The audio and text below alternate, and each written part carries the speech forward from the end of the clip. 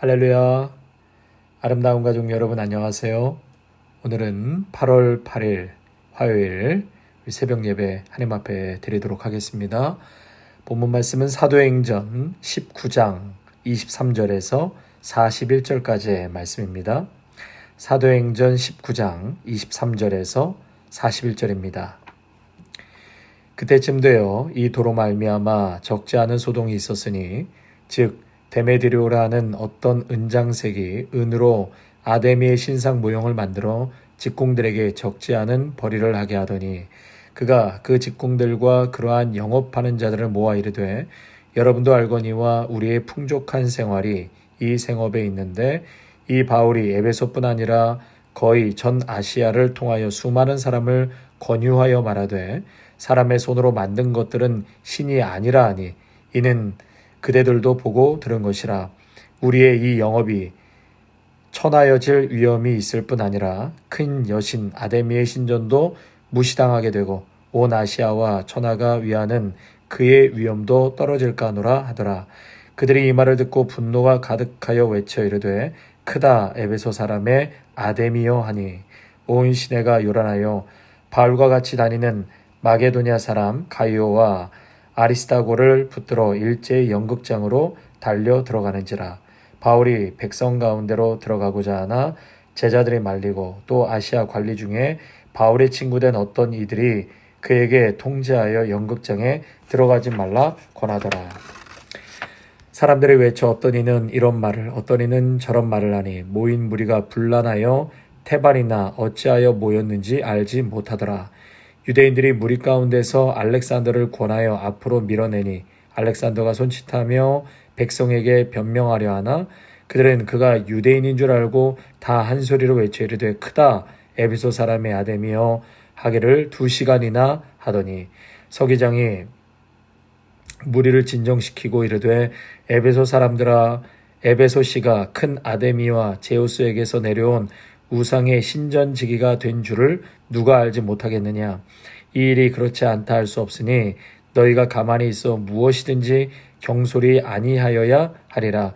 신전의 물건을 도둑질하지도 아니하였고 우리 여신을 비방하지도 아니한 이 사람들을 너희가 붙잡아 왔으니 만일 데메드리오와 그와 함께 있는 직공들이 누구에게 고발할 것이 있으면 재판날도 있고 총독들도 있으니 피차 고소할 것이요 만일 그 외에 무엇을 원하면 정식으로 민회에서 결정할지라. 오늘 아무 까닭도 없는 이 일에 우리가 소요 사건으로 책망받을 위험이 있고 우리는 이 불법 집회에 관하여 보고할 자료가 없다 하고 이에 그 모임을 흩어지게 하니라. 아멘. 23절의 말씀을 보시면 그때쯤 되어 이 도로 말미암아 적지 않은 소동이 있었으니 이 도로 말미암아 소동이 있었다라고 말하고 있죠. 우리말 성경으로는 그 무렵 에베소에서는 복음의 말씀 때문에 큰 소동이 일어났다라는 것이죠. 그러니까 여기서 도라는 것은 결국 기독교의 교리, 복음의 말씀이라고 할 수 있겠습니다. 헬라어로는 호도스라고 쓰여 있는데요. 한문으로는 길도자입니다. 그러니까 이 말씀, 복음의 말씀, 이 그리스도의 교리 때문에 소동이 일어났다. 큰 핍박이 있었다라고 말하고 있는 것입니다.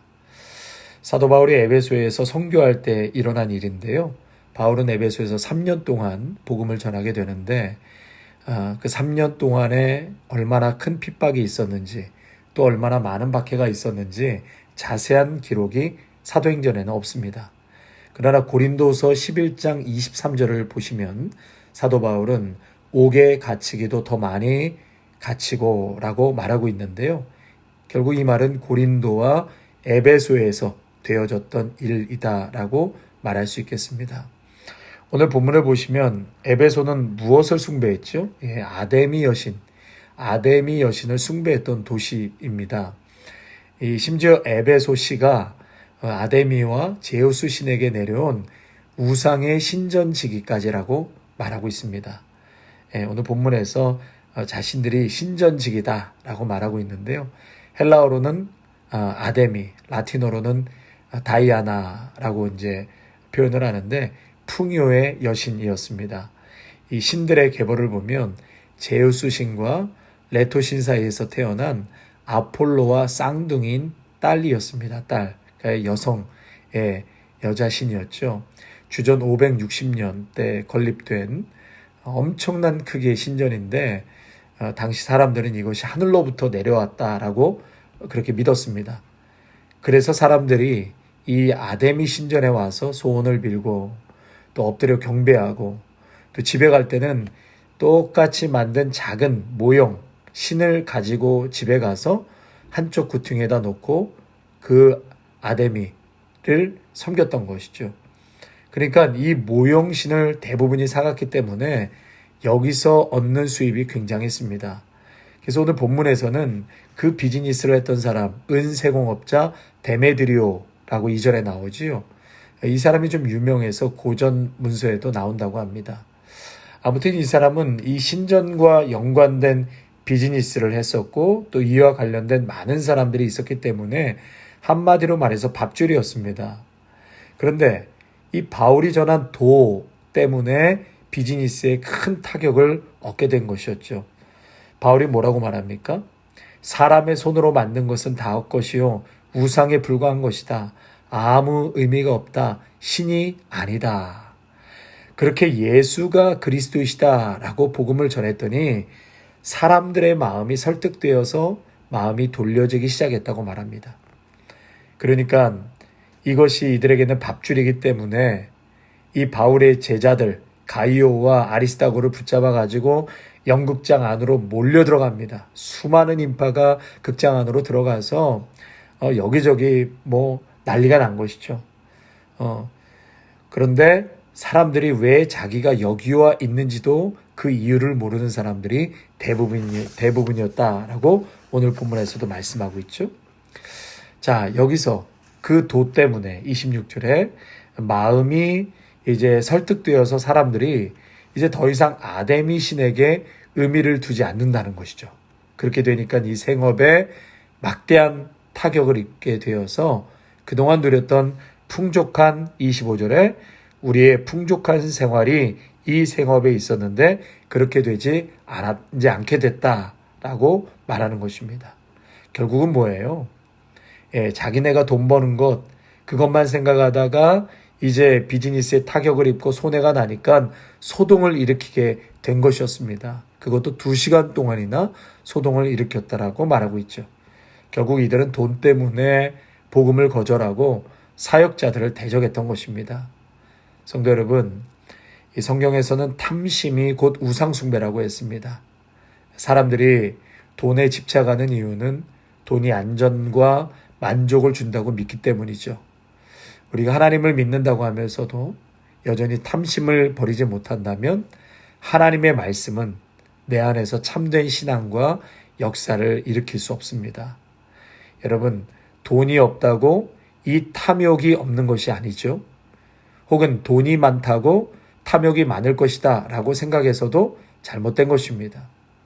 많고 적음에 관계없이 내 마음을 여전히 물질이 움직이고 물질에 집착하고 있고 하나님보다도 물질에 묶여 있다면 신앙생활에 큰 장애가 되는 것이죠. 가시덤불에 떨어진 씨처럼 신앙생활에 있어서 열매를 맺지 못하게 됩니다. 그러므로 성도 여러분, 오직 하나님의 말씀을 신뢰하고 또 그 말씀에 순종함으로 믿음의 성숙을 이루어 가시기를 축원합니다.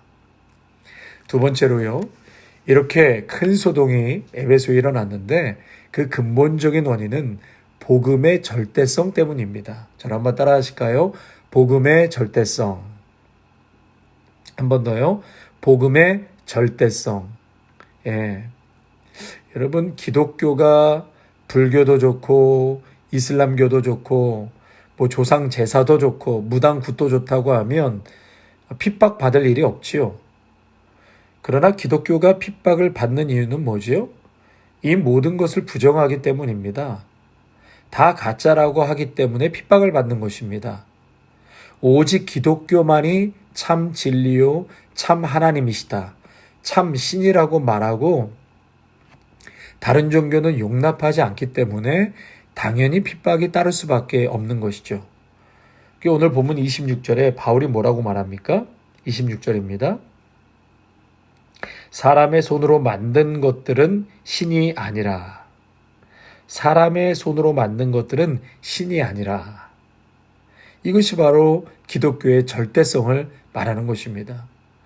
우리 성도님들이 분명히 하셔야 할 것은 기독교도 오케이, 불교도 오케이, 힌두교도 오케이, 나중에는 다 똑같은 한 신으로 가는 거다. 지금은 모양만 다른 것뿐이지. 여러분, 이렇게 얘기하는 것은 종교 다원주의 혹은 자유주의라고 말할 수 있습니다. 기독교는 다른 종교를 절대로 인정하지 않습니다. 다른 종교에는 구원이 없습니다. 구원은 오직 예수 그리스도를 통해서만이 얻을 수 있는 것입니다. 이것이 기독교의 절대성이요, 생명력이 여기에 있는 것입니다. 성도 여러분, 사회생활이 좀 어렵다고 앞뒤 막힌 사람처럼 취급을 당한다 할지라도 적당히 넘어가서는 안 됩니다. 적어도 우리 기독교는 많은 박해 속에서 순교적 신앙을 지켜온 종교라는 것을 잊으시면 안 됩니다. 초대교회에서부터 예수께서 돌아가신 그 이후서부터 지금까지 기독교는 그 교리와 신앙에 있어서 절대성을 가지고 있습니다. 그 점을 잊지 마시길 바랍니다. 재미있는 얘기가 있는데요.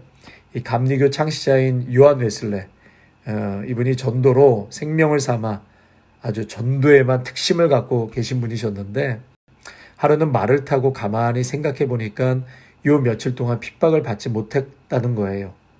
그래서 깜짝 놀라서 말에서 내려와 땅에 무릎을 꿇고 하나님 앞에 기도했습니다. 하나님, 제가 죄를 짓고 있나요? 왜 핍박이 없습니까? 제가 잘못 가고 있는 것은 아닌가요? 하고 소리를 내서 기도했더니 옆 사람이 시끄럽다고 요한 웨슬리에게 돌을 던졌다고 합니다. 그 돌을 맞고 다시 우러러 하늘을 보면서 오 하나님 감사합니다. 이젠 됐습니다. 라고 했대요. 여러분, 예수를 믿게 되면 핍박이 있는 것입니다. 예수를 믿는데 어려움이 없고 무사태평하면 그건 뭔가 잘못된 것이죠. 기독교인답지 않은 것입니다. 예수님을 제대로 만나면 반드시 버려야 할 것이 있습니다. 희생과 어려움이 뒤따르게 되는 것입니다. 저희 장인어른께서 그 가정의 가문의 가장 큰 어른이고 형님이셔서 제사를 드렸습니다. 그러나 예수님을 제대로 만나고 나니까 이거 제사 드리면 안 되겠구나 싶어서 수십 년 동안 드렸던 제사를 중단하셨습니다. 이제 모이지 마라. 그랬더니 어떤 동생은 뭐 이런 오빠가 다 있냐. 이 가정의 제일 큰 어른이고 큰 사람인데 정말 원망하면서 발길을 끊으셨어요. 사랑하는 성도 여러분, 에베소는 그동안 숭배했던 아데미를 버려야 했습니다. 이게 쉬운 일입니까? 조상 대대로 숭배하고 믿어왔던 신앙을 부정하고 또 버린다고 할 때는 시련과 핍박이 따를 수밖에 없는 것이죠.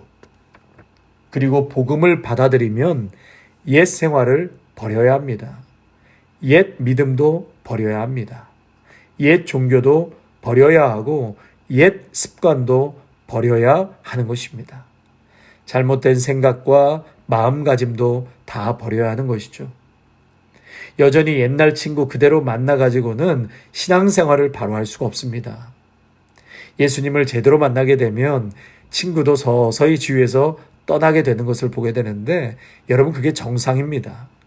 술 친구 그대로 만나고 맨날 운동하는 친구 그대로 만나고 안 좋은 거 하는 친구들 그대로 만나면 아직 예수님 제대로 못 만난 것이죠.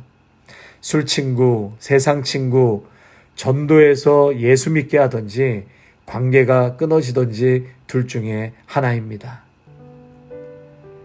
사랑하는 성도 여러분, 복음은 우리 안에 있는 죄를 들춰내고 그것을 버리라고 요구합니다. 우리 안에 숨겨진 우상, 특별히 이 돈에 대한 탐심과 익숙한 죄의 습관들을 버리라고 말하고 있습니다. 만약 우리가 그러한 것들에 집착하며 안주하려고 한다면 하나님이 주시려는 영적인 풍요함, 부요함에서 멀어지게 될 것입니다. 하나님이 예비하신 은혜와 영적인 부요함을 더욱 사모하며 나아가시기를 주님의 이름으로 축원합니다. 아멘. 하나님 아버지, 오늘 이 시대에 우리에게 참으로 가짜이고 거짓인 것이 다가올 때에 하나님 그것을 담대하게 그리고 과감하게 아니라고 거짓이라고 외칠 수 있는 담대한 믿음의 용기가 있게 하여 주시옵소서. 그저 이것도 좋고 저것도 좋고 사람과의 좋은 관계만을 생각해서 나의 신앙과 믿음을 행여 타협하거나 하나님 명확하지 않는 그러한 고백으로 살아가는 저희들이 되지 않게 하시고 복음의 절대성, 하나님 예수 그리스도 외에는 구원 얻을 수 없습니다. 그분을 믿으셔야 합니다. 그 확고한 믿음 위에 오늘도 그 고백이 있게 하시고 우리의 삶의 자세도 정확하고 분명하게 살아가게 하여 주시옵소서. 이것도 아니고 저것도 아닌 마치 회색지대에 사는 사람처럼 그렇게 어정쩡하게 믿음이 있는 것도 아니고 없는 것도 아닌 그러한 자로 살아가지 않게 하시고 하나님께 붙들려 살아갈 수 있는 그러한 믿음의 사람들로 살아가게 하여 주옵소서. 예수님의 이름으로 기도하옵나이다. 아멘.